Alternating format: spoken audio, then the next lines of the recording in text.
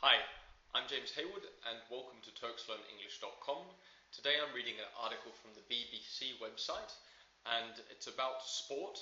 It has some education around sport, health and fitness, and also it uses formal education because it involves a scientific study. So some good language for any IELTS students, and also I recommend it for any intermediate to upper intermediate English language learners. As always, I'll read through the article slowly, and I suggest if you need, at the end of the recording, listen again and again until you start to feel comfortable with the vocabulary. Okay, off we go. So the article, most adults don't exercise enough, research finds.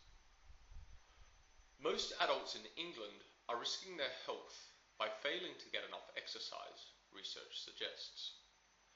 A University of Bristol-led study found 80% failed to meet the government target of taking moderate exercise at least 12 times in a 4-week period.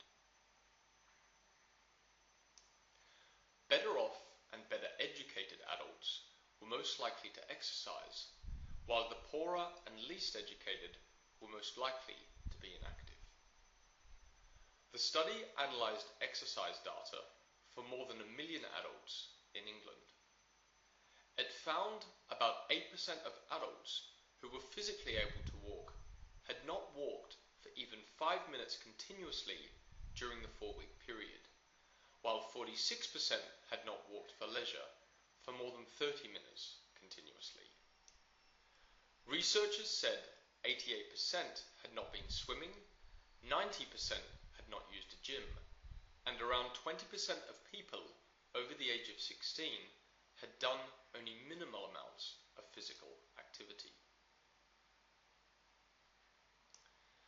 They say the findings provide evidence of a direct correlation between an individual's education, household income, and local area deprivation, and their level of physical activity. Those with higher socio-economic status were more physically active, and people with a degree had only a 12% chance of being inactive. However, those with no qualifications were 3 times as likely not to exercise. Those living in areas with more sports facilities and higher local authority spending on new facilities were also less likely to be inactive. The study also found warm weather made people more likely to exercise, while rain reduced levels of physical activity. Carol Proper, Professor of Economics at the university's Centre for Market and Public Organisation, said, "Physical inactivity is the most important modifiable health behaviour for chronic disease. So knowing who is physically inactive is important for designing cost-effective policy interventions." She said the findings suggested that financial as well as cultural barriers need to be overcome to reduce the prevalence of physical inactivity. The NHS, the National Health Service, recommends people exercise at moderate intensity for at least 2.5 hours every week. This can include cycling, fast walking, hiking, and basketball. Experts also recommend muscle strengthening activities on 2 or more days a week to work major muscle groups: legs, hips, back, abdomen, chest, shoulders, and arms. Tam Fry, spokesman for the National Obesity Forum and honorary chairman of the Child Growth Foundation, said, "No one should be at all surprised by these woeful statistics."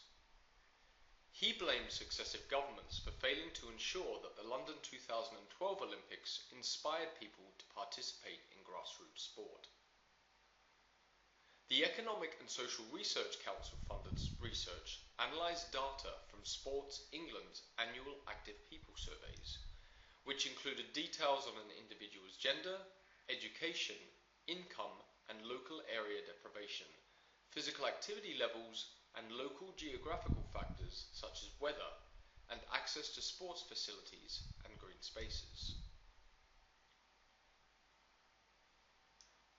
Health Organization estimates physical inactivity causes 1.9 million deaths a year worldwide, including 10% to 16% of breast cancer, colon cases and diabetes cases, and about 22% of coronary heart disease cases. A little difficult as an article, but with some really good language around a scientific study. So some vocabulary around statistics in particular, and some good formal language. If you want to try a speaking conversation class with us, we have a free lesson for you at www.turkslearnenglish.com. You can also follow us on Facebook. We're also on Twitter. And regardless of that, I hope to see you again soon on this YouTube channel. Thanks for joining us.